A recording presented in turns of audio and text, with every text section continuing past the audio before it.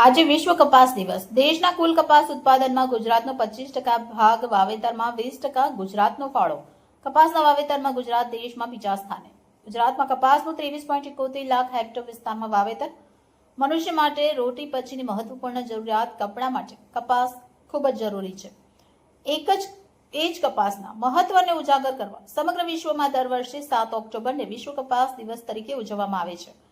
વર્ષ 1960માં ગુજરાતની કપાસ ઉત્પાદકતા 139 કિલોગ્રામ રૂપિયા પ્રતિ હેક્ટર હતી અને તે હવે વધીને 512 કિલોગ્રામ પ્રતિ હેક્ટરે પહોંચી છે। 2001-2 સુધી ગુજરાતમાં કપાસનું વાવેતર 17.49 લાખ હેક્ટર હતો, તે વર્ષ 2024-25 સુધીમાં વધીને 23.71 લાખ હેક્ટર થયો છે।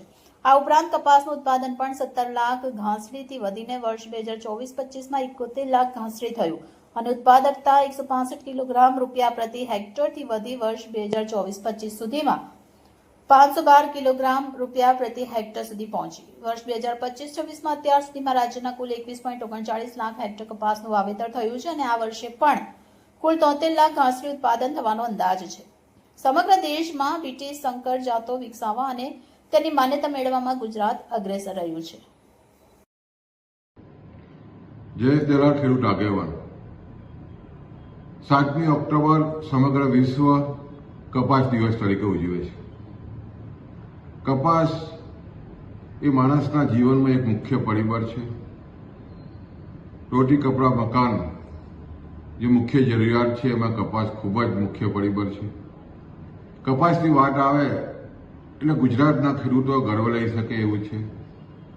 ગુજરાતમાં તમે જોવો તો સમગ્ર વિશ્વમાં શંકર કપાસની શોધ ગુજરાતના જે સુરતના અઠવા ફાર્મ પર થઈ હતી, આપણા માટે ગર્વ કરી શકાય। અને તમે જો ત્યાર પછી 2001માં બીટી કપાસ આવ્યો, તે અગાઉ ગુજરાતમાં જે રીતે 17 લાખ હેક્ટર જમીનમાં કપાસનું વાવેતર થતું હતું અને લગભગ 20 લાખ ઘાસડીનું ઉત્પાદન થતું હતું। જે રીતે બીટી કપાસ આવ્યો અને ત્યાર પછી તમે જોવો તો 2023માં 25 લાખ હેક્ટરથી પણ વધારે જમીનમાં ખેડૂતે કપાસ બનાવ્યો અને 1 કરોડ ઘાસડીનું ઉત્પાદન માતબર ઉત્પન્ન આ ખેડૂતોએ મેળવ્યું છે। ધીરે ધીરે તમે જોવો તો કપાસના જે રીતે ભાવો ઘટી રહ્યા છે, ઉત્પાદકતા પછી પણ જે રીતે પોષકક્ષમ ભાવો ન મળવાને કારણે ખેડૂતો કપાસના ખેતીથી ધીરે ધીરે વિમુખ થતા જઈ રહ્યા છે। આ વર્ષે તમે જોવો તો માંડ 21 લાખ અને 40 લાખ હેક્ટર જમીનમાં જ કપાસનું વાવેતર થયું છે અને લગભગ જે અંદાજો આવે છે જોતા 72 લાખ ઘાસડીનો અંદાજ ગુજરાતમાં થઈ રહ્યો છે। એટલે મહારાષ્ટ્ર ઉપરથી ઉત્પાદનમાં આગળ નીકળી ગયું છે। ખાસ કરીને કપાસે જે રીતે ગુજરાતના ખેડૂતોને મજબૂત કર્યો છે, પણ જે રીતે કપાસના ભાવોમાં જે રીતે પીછેહટ થઈ છે, ઉત્પાદન ખર્ચા વધી રહ્યા છે, તેને કારણે ગુજરાતનો ખેડૂત ધીરે ધીરે કપાસના વાવેતરથી દૂર થઈ રહ્યો છે।